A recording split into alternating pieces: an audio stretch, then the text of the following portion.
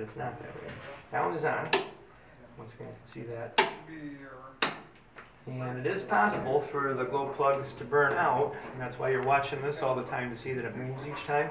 Because if it doesn't move, then you've got a glow plug that's out.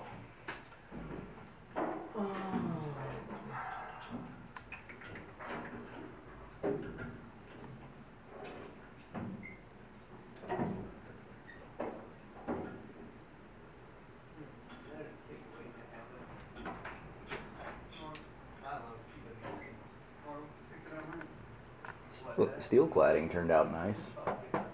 Oh. Yeah.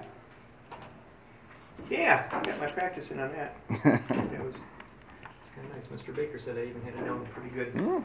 The last thing I did is put the firewalls down below, which you can't see, but to make the engine room smaller. So I can have our little bottle. If you can think, and I haven't gotten around to doing it, but keep in mind I do have that fire bottle that if you ever hear talk of somebody needing a small one, I'm going to sell it somehow. Try to at least. Do you remember what cubic foot it was? It says on it. I think it was 125. Okay. I think that's what it was, yeah. But it says right on it, so I can tell you for sure. All right, let's see. Not enough here, so I turn on my air. And I take a look at a couple things. Number one, I haven't touched that. That's an important thing to have this off. And then make sure that I got the funnel out. Make sure I haven't barred over the engine with that in there, so all those things look good.